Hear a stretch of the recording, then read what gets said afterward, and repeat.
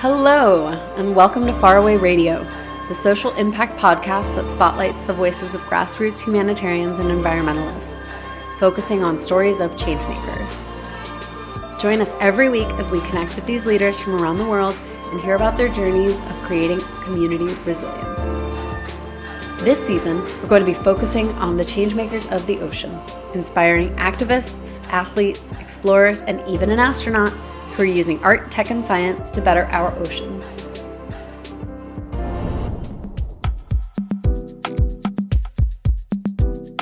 My name is Desiree Tavera, Executive Director of Faraway Projects and your host. This season is in collaboration with Ultramarine Ocean Action Summit and recorded at their various events throughout the year. All of our guests have such unique origin stories, and it's so motivating to hear how they're leading ocean regeneration through their work. Jeremy McCain is an artist with an extensive background in technology. At 18, he found himself working at a startup that would one day become the world's largest web hosting provider, NTT Vario. McCain's artwork has been shown around the world and often combines technology and visuals to create conversations around the ocean.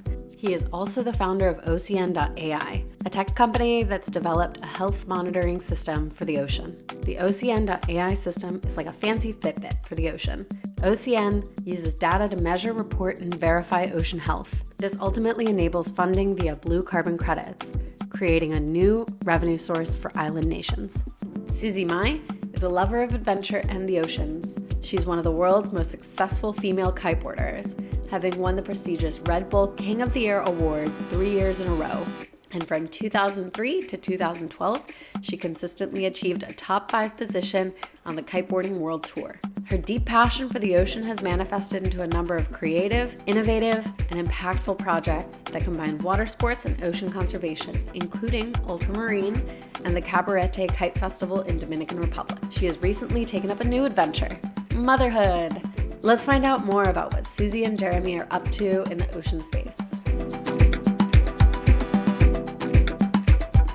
Welcome, Jeremy and Susie, two very dear friends of mine. Jeremy McCain and Susie Mai, legends of the ocean. This is Desiree Tavera and Faraway Radio, and for those of you listening, we tell stories of community resilience and changemakers. So we're here today with two very awesome humans who are beyond inspiring. We were actually just trying to figure out how we met. We were on either a phone call with Dr. Nathan Walworth, a second-generation climate scientist, or Tom Chi, who invented the self-driving car for Google X as a method of saving carbon. Needless to say, so many intersecting worlds, so many intersecting lives at this point. And it's just truly an honor to be able to take some time and sit down. So if you could introduce yourselves a little bit, it would be great to hear how you came to the ocean space. Yeah, well, first of all, thanks for including me. I always love any excuse I can to hang out with you because it's a guarantee that it's going to be an absolute blast. So, the ocean space, I think, for me started when I was a kid. I used to go see my grandma in Corpus Christi, and I don't know, it didn't really seem like anything special. Grandpa and I would go fishing, and it was always associated with palm trees and a good time. But I started to feel kind of upset a little bit as I got older because I watched those green waves turn into like chocolate milk colored waves and trash and stuff. And I thought, well, anyway, I really think maybe those early years is what got me interested in trying to see if we can do something, because it seems like so many people absolve themselves of responsibility thinking that, the government's going to fix it or some other NGO, when at the end of the day, I believe that our passive actions actively are harming the planet. For sure. Susie? Yeah, I also want to say thanks for having us. It's really amazing to be here. And, Art Week Miami is crazy. Yeah. And it's great to have you as a chaperone in this madness. But yeah, wow, ocean conservation. So my background is I started life as a professional kite surfer, and that took me around the world on amazing experiences and trips and really off the beaten path. And the thing similar to Jeremy that I started seeing early was just how polluted stuff was getting over the years. And these were places that didn't even have their own plastic, stuff that was showing up on the beaches from other countries. And so, very quickly being a professional kiteboarder, it started to dawn on me that if I wanted to continue to do this and have clean waters to kite, I had to, do something about it. So yeah, passion driven, I think, both of us. It's safe to say that we found each other purely because we share that incredible passion to just let's get something done. Yeah, I agree. Fast forward to what you're doing now, Ultramarine, your incredible collaboration. Could you share a bit more about that? Yeah, I mean, well, it actually, for me at least, it kind of started with this friend of ours, mutual friend of ours, Susanna Barla, who I used to always tell her, and if she's listening to this, she's going to laugh as loud as she possibly can. I used to tell her, I said, sometimes I have no idea, Susanna, what you're actually saying. It's so like my phone dropped in a bucket of LSD and just started saying random things. But I'll tell you something. Susanna has the biggest heart that I've ever met of anybody. And she said, you ought to meet Susie Mai. Susie Mai has a lot of the same frustrations that you do. I think you guys would be friends. And that's how we got linked up. And, Susie, I remember asking, she said, well, if you were to do something on Necker, what would you do? And I was like, remember I said, oh, easy. And of course, every time I say that, Susie's like, whatever, nothing's ever easy. But I was like, what if we had politicians, scientists, artists, business leaders, and we put them there and said, hey, you guys are, you're all capable of doing something amazing. The problem is that we don't always talk to each other. What if we just put everybody in the same room and said, we have one tangible overarching goal. Let's make it happen. And I remember Susie saying, yeah, that's a really good idea, but we'd need to go talk to Richard about this. And that was I don't know if you remember that, but it was a very odd way to kind of pitch something to Richard because I hadn't really had an extensive conversation with him at that point. And here he is just wearing his swim trunks. And I think he was eating like bangers and mash. And I was like, this is the worst time to pitch somebody is while they're eating and they just came out of the ocean. But he was... I did throw you in the deep end. It's okay. But he was receptive, which is great. I'm like, here, Jeremy, tell Richard what you want to do. Hey, we have Ultramarine. We're in year 5. So it's great. You did something right that first meeting. It's team effort here. That first meeting. But yeah, it's been a really beautiful evolution to create Ultramarine together.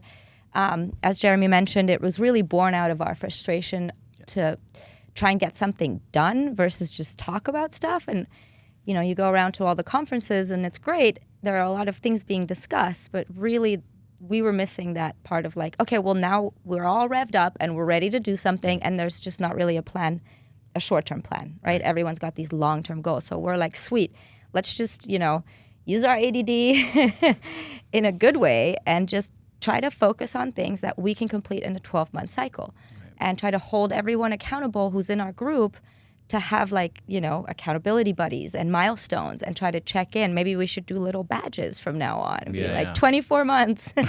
Oceans Anonymous. Welcome to OA. We could start doing that. But really, I think that's really what also because of our chemistry has happened at Ultramarine. We have a lot of doers. We have a lot of people who are just like, give me a shovel and I will start to dig. Like, I don't need a big plan. I just need to get going. Right. So talking about doers real quick, how did I just catch that Sir Richard Branson, knighted rock star of England, is involved in Ultramarine? Why Necker? Why Branson? Let's dive into that a little bit. Yeah, that's a funny story. So my background as a professional kite surfer, as I said, led me to crazy places, including Necker Island, because Richard and his entire family are kite surfers. They're very passionate about it. I think there are probably 30 or 40 Bransons in the family that kite, so it's a whole crew. And early in the kiteboarding world, I just kind of got invited to help them kite and try to keep them alive while they were off doing crazy things. And they're still around, so I feel like I've done my job. And along the way, it was just Richard he saw my passion, and bless him, he's an amazing human who just likes to cultivate people's passions. And so he said, why don't you do an event here on Necker Island? And if you were to do something here, similar to what I said to Jeremy, many, many years later, he said, what would you do? And, after a lot of different things and trying out, we've done all kinds of things, blockchain stuff. I really ended up on the environmental side and making ocean my focus because that's what I'm the most passionate about. And so Necker Island is really the special venue that was really designed to create community in a way that is really hard to get in other places because you're on an island all together. It creates a lot of peak experiences. Like suddenly there's a lemur, and then there's a flamingo, and then there's a giant tortoise walking around, and you're in this area that's already so well designed for nature and humans to live together. And I think that's what creates the perfect background for us to do this work, because we can be like, hey, check this out. There's solar. There's wind power. The island is producing so much power. It's feeding the other island with its power, right? And there are creatures that are literally going extinct in their home natural habitats that are reproducing on Necker Island. So it's just really beautiful to have that as a setting. And then, of course, having Richard's support and him being one of the attendees of Ultramarine has been invaluable for us. Yeah, I totally agree with that. And I think when we think about the things that we need to do, right, sometimes it's like, the United States is such a massive country, right? So we have a lot of problems. And so it's really hard to sometimes look at exactly how we would move forward because it's such a massive problem. But like, as Susie's pointing out, like on an island, you can try some things and see what works. And you can work out all the kinks and say, okay, here's a path to how we might scale an idea. And I feel like, places like Necker have done that. There have been other places on the planet as well. But I think for me, I've always looked up to what Richard's done because I felt like, he always seems to come from a place of humility and he's a little crazy, which is great. I love it. I mean, he constantly, I think, is pushing the envelope of the way that we look at and think of things. And early on, I always would say, hey, wouldn't it be cool if I could get to work with Richard on a project or something? And I would loosely say that, not actually having a target, but enough people listen to me. Yeah. And I think Susanna in that scenario, she was like, well, this guy says it all the time. Maybe he should just meet Richard. Susie. Yeah. And I think it's really funny. There was another event. I don't know if I ever told you this, but there's another event that happened on Necker. And they said, oh, would you like to come to Necker? And I said, sure. And anyway, they said, well, what do you do? And they asked all the questions. And then they're like, oh, cool, but you're not a girl, so we're looking for more women. And I was like, well, that sucks. Like, I guess I could change that, but I'm not going to do it for an event. But I just kind of like brush it off. And I think when you are really intentional about the things that you want to do, like it's those things become side effects, right? So it's not it wasn't necessarily important that we do it on Necker. It wasn't necessarily important that we do it with Richard. But when you're trying to achieve these united goals, sometimes those characters just seem to pop into the world. Yeah, and it's so innovation driven. Like, I've noticed from the community that you bring together, I've noticed from just the presentations and the panels that you put together. Could you speak a little bit more about where that comes from and how you got so into tech and how, particularly Jeremy, like you focus so much on the innovation that's possible? I think maybe my interest in that space kind of comes from the fact, I remember Miss Druce, my third grade teacher, she said to all of us in class that we had a hole in the ozone layer. And I was like, far out. Like, that's really bad. Wow. And what causes it, Miss Druce? And she was like, what was chlorofluorocarbons, CFCs, and they're in our air conditioning. It's in our. I remember we had these huge Aquanet bottles. Like, my mom was at Estee Lauder, and she used to always have just copious amounts of hairspray. I am from Texas, by the way, so there's a reason for that. The higher the hair, the closer to God. Exactly. You got it. We can close this podcast now. But those, what was interesting about that era was that this was a technological push, right, to try to figure out what we can do about the ozone layer. But this was also a united front, right? We had politicians, we had business leaders, we had consumers all saying, look, we don't want to mess with CFCs anymore. We want them. We want to find another alternative. And there weren't disinformation campaigns that we see today, right? There wasn't divisions. There was unification. And it was solely because of that unification, that innovation came out of that. And then there was technology that was built because everyone was wanting the same thing. Mm-hmm. And guess what? We fixed the hole in the ozone layer. And when people say, oh, well, we can't fix the climate, it's too pompous for us to think that we don't have the power, God controls the weather and all this kind of stuff.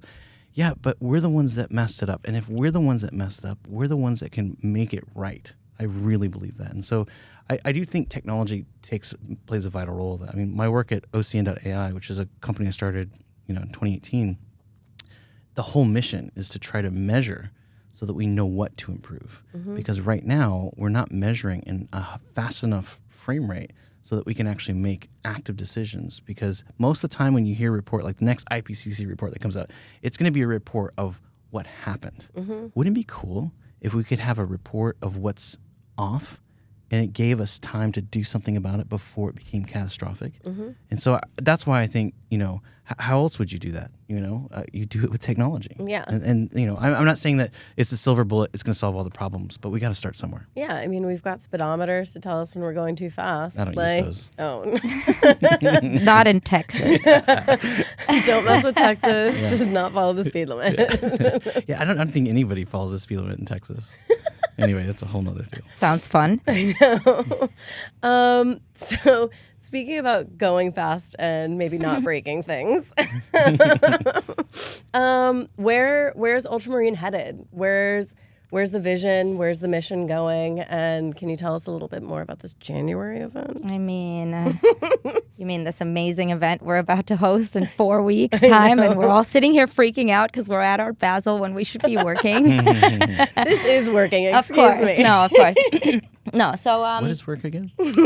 we don't have an office. Neither of us do, by the way. So this is maybe a little bit of a telltale thing. But I haven't had a desk in 22 years. no, I mean, I don't. Anything's a desk if you look at it, right? That's true. Is a couch a desk? Because I've had one of those for a while. There you go. No, but back to your question. So Ultramarine started just before the pandemic, and then we, as everybody else, just kind of got, super, super floored from 1 minute to the other.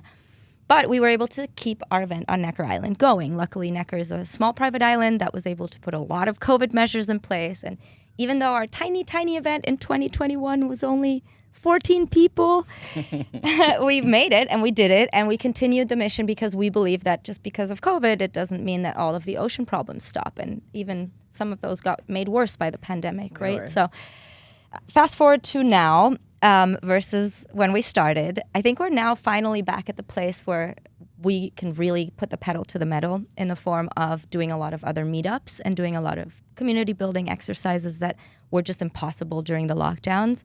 I know Jeremy has a few expeditions planned with whales in Tonga.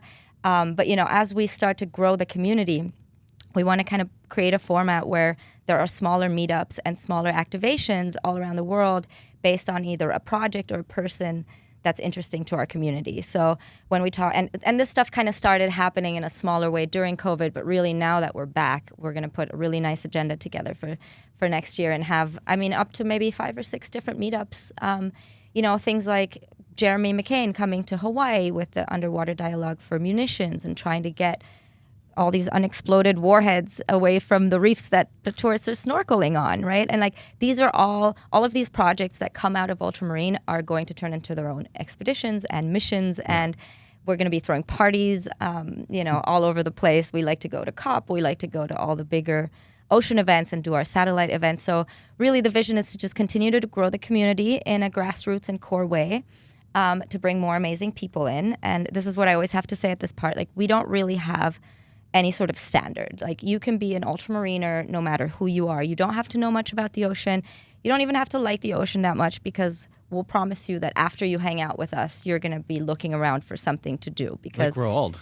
Mm-hmm. Totally. Yeah. We have a bunch of, the list is yeah. very long. We got a guy in Texas who made flip-flops to redesign, make a flip-flop now that's biodegradable. Yeah, so I'm wearing them. These are Harimari. Harimari, if there's a version that if it ends up in the ocean, it's not just plastic, it's actually good for the environment and feeds the fish. So, right? So these are the kinds of things that we're into, and these are the kinds of people we want to attract. Just people who are doers, people who are excited, people who are fun and happy and want to hang out with us.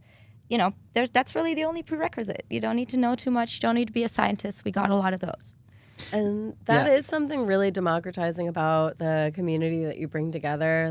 Everyone is just so positive and so grounded and so heart-centered that, they're very vulnerable about what they're working on and what stage they're at. And they're just down to connect. That's the beauty of this ultramarine community. It's really impressive. Jeremy, you were saying? I think that it's interesting because so many times you go to these events and it's like preaching to the converted, right? And it's like that's the opposite of what we really wanted, And I'll throw his name out there. Roald Smeets, he's the CEO of Sitco. He came and he even admitted he didn't even know what he was getting into. But here's the CEO of a major financial institution in New York, right? And he even said, like, look, if we're going to make an impact, like, financial institutions need to be involved, and I know for a fact that we could do more. And so, it's really awesome to get people to see from those perspectives, because I'll be honest with you, I mean, I've now gone up to New York multiple times to go meet with his team, and I told him in the very beginning, I said, look, I am not a finance guy. I don't understand this stuff. And I think all of us, when we come to Ultramarine, we kind of follow Richard's lead a little bit and err with a little bit of humility. Be honest about what you don't know. And I think when you do that, everybody kind of comes together and helps lift you up. And that's what we really wanted at the end of the day. We just wanted to find ways to put people together that we could actually have some kind of tangible measurement at the end. And it's easier to have an accountability buddy than like an accountability buddy. I'm 100% coining that. Can we make T-shirts of that, please? Accountability buddy. I'm an ultramarine accountability buddy. Noted. Yes, I'm going to wear that. No, but it's a lot easier to hold someone accountable that you're friends with, that you care about, than adversarially. Of course.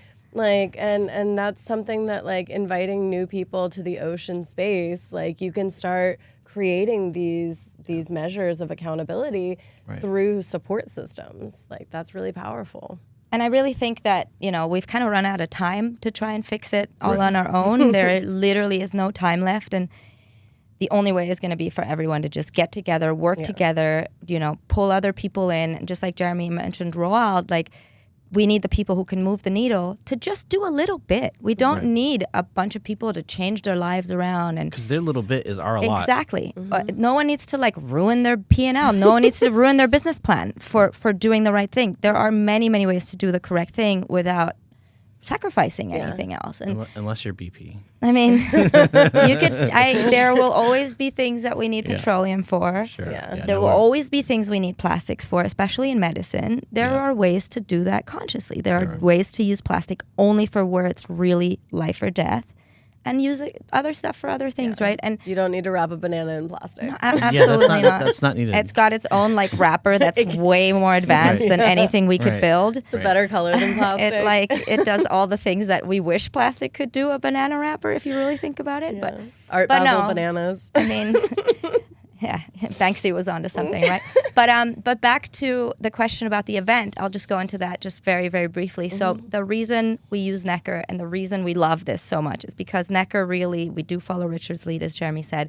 Necker's really designed to work and play at the same time. And we believe, especially this new generation that we're in, where things are changing, where people are on the move, you just need to have a place where people can really connect. You need a community that can leave the island and call each other on the phone without having to schedule a meeting. And, we usually do breakouts and have amazing speakers and do all the content in the morning, but then we leave enough time in the afternoon for people to go out and hang out in a hot tub or go snorkeling or stand up paddleboarding. And we really find that's when some of the more extremely amazing connections happen, where it's like we've had companies start within 48 hours of the event starting. We've had people write checks for donations literally on day one, where they're like, you don't need to tell me anything more. I'm done. Like, I'm ready to support this, right? So that's really, I think, the difference between, like, people are always like, why Necker? And it's like, well, the elders started there.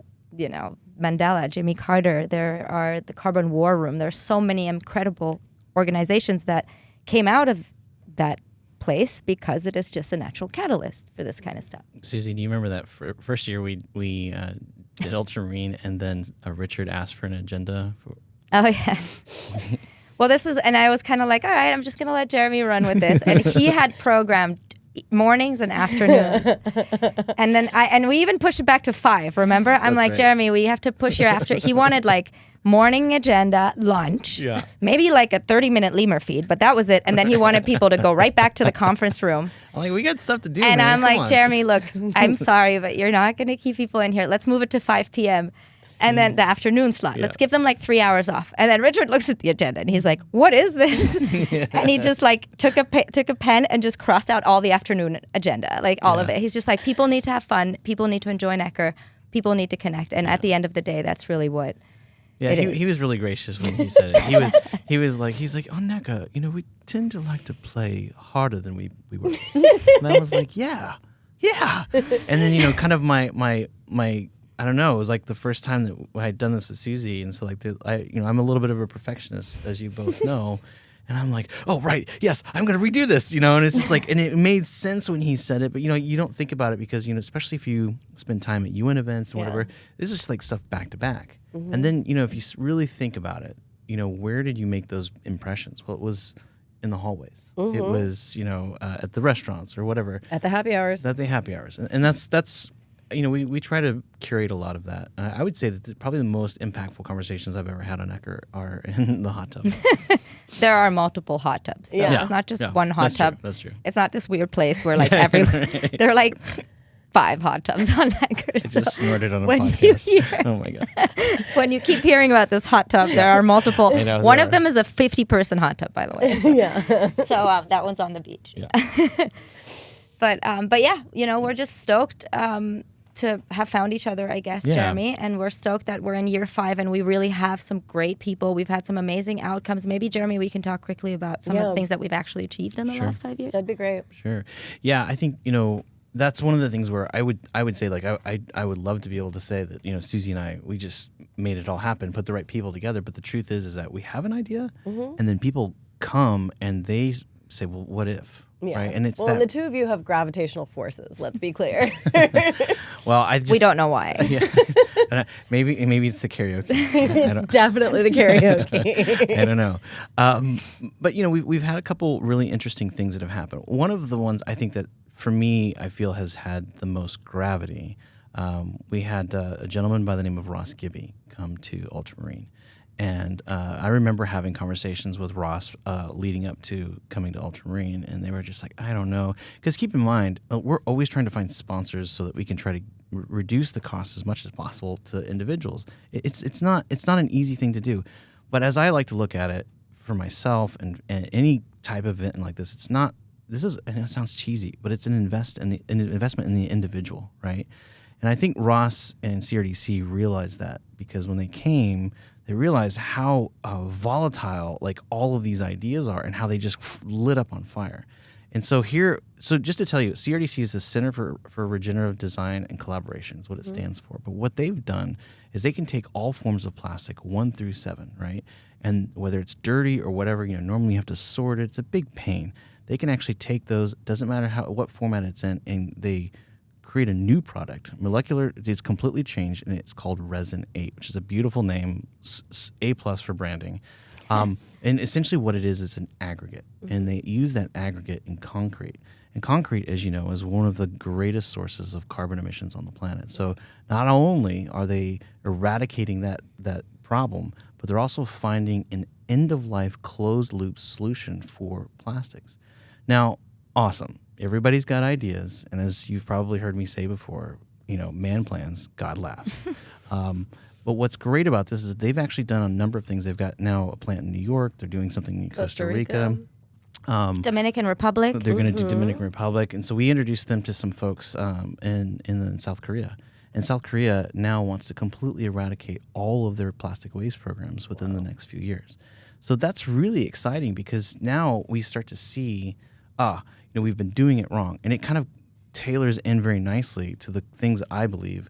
I believe that climate change and a lot of these catastrophes really at the end of the day are just business problems, right? We're just doing it wrong. But maybe we could start doing it right. I've started working with, just side by side with Victor Vescovo, who he and I, we both from Dallas. Somehow we never met. And D Magazine asked me to shoot an underwater portrait of him. And they were like, oh yeah, there's this guy that, he's got a submarine. I was like, is that Victor Vescovo? Like, there's not too many of these guys. His Triton sub is the only sub that's continually gone down 15 times to the Marianas Trench. It's amazing. And so what's really cool about him though, is that he's a hedge fund guy. He's a finance guy.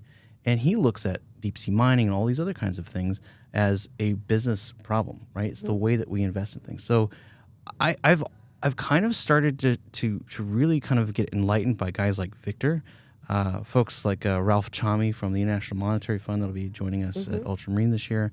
And what those guys are doing is they realize that, like Susie and I and you, we talk about the oceans passionately because we love the oceans, right? Yeah. But there are people that are more motivated with finance and business. Sure. If I told you that mining the deep sea would require a $7 billion investment before you got a zero EBITDA, that's, for those that don't know the term, that's earnest before interest, taxation, depreciation, amortization. Yep.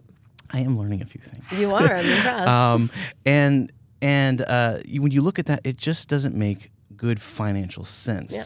And so therefore, deep sea mining doesn't need to happen. Yeah. And so if we can start to look at these types of things, and so that gives you kind of an overview of why groups like CRDC can come in, they can actually create these solutions moving out of ultramarine. But it all starts with these conversations that we're having in very casual-like environments. But the accountability buddy aspect of this is really important, right? Yeah. Because now if we get stuck, someone's right there to help us kind of get over that hurdle. Yeah, and definitely, like, I've noticed it's a huge community of dreamers and doers. Like, you find someone that's willing to dream really big and do it. And that's the power of the mission that you brought together for Ultramarine. I did want to ask you as kind of a wrapping question. Both of you are such powerful change makers, like, in your own rights. The two of you have just accomplished so much with bringing together this massive community. And, like, beyond that, the advocacy that you do, the work that you do is just so powerful. Who are your change makers? Who do you look up to? Sylvia Earle. It's really hard to be in this space and, like, not think that she's the most amazing woman on planet Earth. I mean, she told me I think she says, my first dive was someone put the thing in my mouth and said, just breathe normally, and threw me in the water, right? And at this point, she's 80 plus, and she's done more dives than any other person on planet Earth. She has seen literally with her own two eyes how everything's changed from when she started to today. And I just find her to be the most inspiring and most authentically connected person to the ocean. I rever every minute I get to spend with her. Yeah, and she advocates and does a lot of work for her. It's just so legit coming from her, you know what I mean? You just find yourself in a place where everyone's like, let's do this, let's do that. And then she comes in and just is like, I saw it, and that's all she needs to say, you know what I mean? So I find her so powerful that I just wish there was a way to clone her into a million of Sylvias and send her. Maybe that's our new mission at Ultramarine. We're gonna clone Sylvia. Sylvia's angels. Sylvia's angels. Yes, that's what we need. I love it. Sylvia's seahorses. Jeremy? Yeah, I mean, it's interesting. About 10 years or so, a friend of mine who's a singer in Australia, his name's John Stevens. He actually was the lead singer for NXS for a while. Yeah. We were on this small island, and there's a theme with islands now that you think about it. But he asked me what celebrity I would like to meet, and at the time I said, I don't really know. Not really. I mean, it'd be great if I ran into somebody that I recognize, but it's not something I think about a lot. And I recently texted him. I said, "Hey, you asked me a question 10 years ago. I finally have an answer." Because I've looked at what people have done and how they kind of hold themselves. I mean, obviously Richard's an amazing human being. Always look up to him, but probably most people wouldn't guess. But I would say I really like the way Bono holds himself, right? Because if you listen to him talk. He's talked about what his passions have been and what the Red Campaign did, AIDS in Africa, and just the way that his communication is. I just love it. It's beautiful. And one of the things he recently said on an interview, I think was with the Late Show. He said, if you're in America, you are an AIDS activist because the United States has done more for AIDS research than any other place. And when you think about things like that, you realize that we're more powerful in numbers. And so, I maybe one day, Bono, if you're listening, you want to hang out, maybe we could sing together. I would like that. And I know you don't do karaoke, but I would be there for Bono karaoke on Necker Island in a heartbeat. Okay. Well, we can't forget the Edge and Adam Clayton. Those guys got to come too. Definitely. And then, just wrapping up here, like what are your big, just couple of lines, like personal goals for next year? Yeah, I think one thing I'm really excited about is blue carbon. Yeah. And I think that, the way that, everybody knows I'm from Texas, and we have this black stuff that came out of the ground in 1901 in a little place called Spindletop, which was just north of Beaumont, Texas. But we didn't realize what our unintended consequences were for using that black stuff. And now we're fighting climate change because of that. And so in that era, oil and gas became extremely profitable. I believe that, Sylvia and I have talked about this before too, is that we don't have the metrics to value a healthy ecosystem. Mm-hmm. Well, we do now. Mm-hmm. And we've now had, for some time, terrestrial carbon credits that we've been able to trade and understand what that value would be on an exchange. But now we have even other technologies, which I'm really excited to use, blockchain technologies, distributed ledger, so that I can actually make sure that those funds go to local indigenous groups to actually maintain the thing that sequester carbon. But Ralph Chami, who I've really enjoyed spending time with over the phone as of late, actually, he and I tried to connect at the UN, and it just didn't work or whatever. And Sylvia Earle sent me a text message, and she said, "Do you have time to talk?" And I said, "I do." And she says, "Jeremy, have you talked to Ralph Chami?" And I said, "Well, I've been trying to, but I can't seem to, we can't get our schedules together." "Well, you send him a text message and let him know that I want both of you guys to talk today." I was like, okay. So I sent him a text message. It's like, her deepness says that we have to talk today. And I never not do the thing that she asked me. Sylvia Earle is her deepness. Yes. Yeah. So we got on the phone that day and we started talking about this. And one of the things that I think is really good for the listeners that are listening to this to realize is that, we all know these guys that go to Africa that kill or poach, an elephant, and it costs $50,000, and that money goes to the local community. In some ways, there's some arguments for why that's good. The real thing about this is that when you hear Ralph talk about this, and he's got a wonderful TED Talk that's just been released, is that it's not so much about the carbon that animal sequesters towards his life, but it's the way that it interacts with inside the ecosystem. Yes. They call it ecosystem services. So what I really want to be as an outcome to Ultramarine moving forward, because if we're going to tell the world that SDG 14, which is the Sustainable Development Goals, is one of the taglines is to protect 30% of the world's oceans by 2030. Well, we can't just arbitrarily say these things, right? We have to have tangible solutions, as Susie said, with these 12-month rolling cycles. But if we could go to the unconverted and say, well, we know how much a whale, a shark, seagrass, mangroves, the list goes on, is from a trading or exchange level, then now there's two things that's really cool about this. One, we know what that ecosystem service value is for that local community where we can create jobs and income. The other thing that I think is so amazing is that we all remember the Exxon Valdez spill, right? Mm-hmm. The price that was put on that was solely related to cleanup. Mm. But if we were able now to calculate the amount of life that was lost in its ecosystem service value, then theoretically we should be charging Exxon for all of the life that it's taken out that can no longer sequester the carbon. Yeah. When you really think about this, it's absolutely mind-blowing, and I think this is the next oil and gas type of boom, right? Yeah. We just have to get laser-focused and organized. That's awesome. Thank you for sharing. Susie? Well, I'm a mom now. Yeah. I have a 1-year-old, and it's crazy and really fun. But it's really, and I was always I'm like, no, it's not going to change me, right? I think everybody says that. Like, I'm not going to let this change me or my life. It's completely changing me and my life.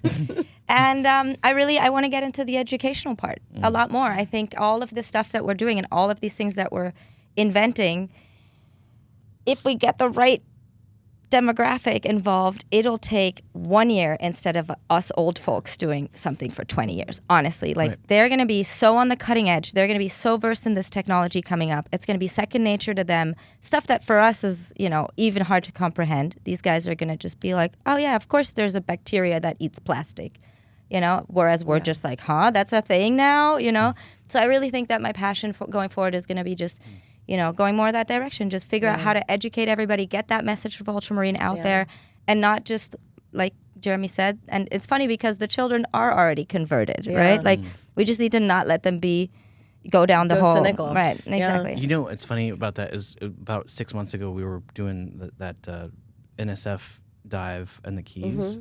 And Zara, my girls, Zara and Sydney, they're 9 and 12 respectively. NSF's National Science Foundation. Yeah. Sorry about that. But this is what happens in this world. We just get stuck with TLAs. Yeah, 3-letter acronyms. My eldest daughter jumped in the water first, and I was spending time with her, and my youngest was with Chandler Griffin, who's on my team. And unbeknownst to me, the night before, she actually listened to Dr. James Porter talk about Serratia marcescens and how it's killing it's creating white pox on the reef, and it's basically our poop that's killing the reef. Yeah. And so she's swimming with Chandler, and she taps him on the shoulder and points at, she goes, that white stuff on those coral, that's white pox. And Chandler goes, yeah. She goes, that's coming from our poop, isn't it? And she says it exactly the way it is. And Chandler goes, yeah, it is. And she goes, now I understand why my dad does this. So you're absolutely right. Awesome. Like, education is the most important thing that we can do right now. Yeah, and there's the Green School Alliance, so it'd be cool to see an initiative around the Blue School Alliance pop up. I like that. I know, right? This is good. Put it on the list. We're gonna need a bigger list. Right. Well, Susie, Jeremy, as expected, it has been an absolute pleasure. Thank you both so much for absolutely all that you do, for bringing me along for the ride, for taking some time to talk to Faraway Radio's listeners, for Ultramarine, everything.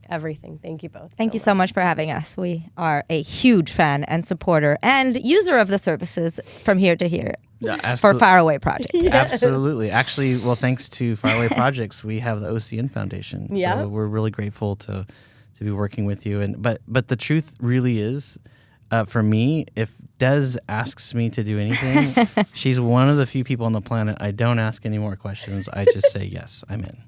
Thank you guys so much. Can't wait for the catamaran on Necker. Yep. Everybody tune in to our social, tune into our Facebook, Instagram. The handles are always Ultramarine Ocean, and you can see what we get up to, even if you can't join us this time. And they will all be in the show notes, hyperlink to all the things. Perfect. So, and that's the way to stay in touch. Scroll down, connect, and we will be seeing you in the water.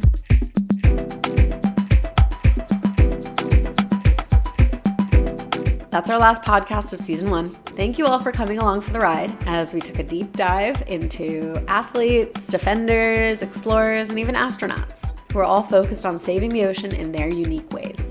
Make sure to stay tuned for season 2, where we'll be coming back to the shoreline and getting grounded with inspiring changemakers reconnecting with Earth issues and Indigenous wisdom. As always, I'm your host, Desiree Tavera, and this is Faraway Radio. See you in season 2.